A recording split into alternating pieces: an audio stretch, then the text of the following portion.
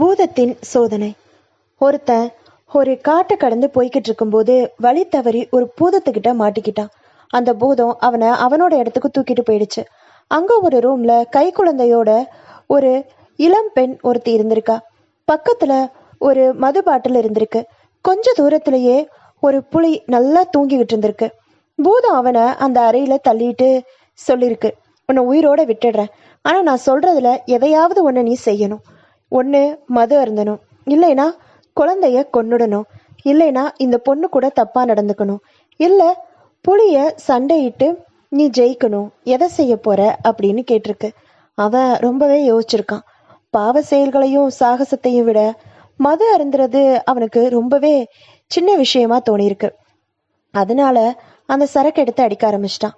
கொஞ்ச நேரத்துல அவனுக்கு அந்த சரக்கு தலைக்கு ஏறி அந்த இளம் பெண்ணு கூட தப்பா நடக்க முயற்சி பண்ணியிருக்கான். அப்போ அந்த குழந்தை அழுதுகிட்டே இருந்ததுனால எரிச்சல் தாங்காம அந்த குழந்தைய வீசி எரிஞ்சிருக்கான். சுவத்துல மோதி அடிபட்டு அந்த குழந்தை பரிதாபமா இறந்தே போயிடுச்சு. இந்த கலோபரத்துல புலியோட உறக்கம் கலைஞ்சு கொஞ்ச நேரத்துல அவன் அந்த புலியோட பசிக்கே இரையாகி இருந்திருக்கான். இதுல இருந்து என்ன தெரியுது? அவன் அந்த பூதம் சொன்ன இத்தனை நிபந்தனைகள்ல ஏதாவது ஒண்ணு, ஒருவேளை அந்த பொண்ணை கெடுக்கணும்னு நினைச்சிருந்தானா அந்த பொண்ணோட வாழ்க்கை மட்டும்தான் போயிருக்கும். இல்ல அந்த குழந்தைய கொல்லணும்னு நினைச்சிருந்தானா அந்த குழந்தை மட்டும்தான் இறந்து போயிருக்கும். இல்ல புலி கூட சண்டை போடணும்னு நினைச்சிருந்தானா ஒண்ணு புலி இறந்திருக்கும், இல்லைன்னா இவன் இறந்திருப்பான். ஆனா அவன் மதுவை தொட்டான். அந்த மதுவை தொட்டதுனால மத்த எல்லாமே நடந்துருச்சு. இங்க பூதமே அந்த மது தாங்க. மது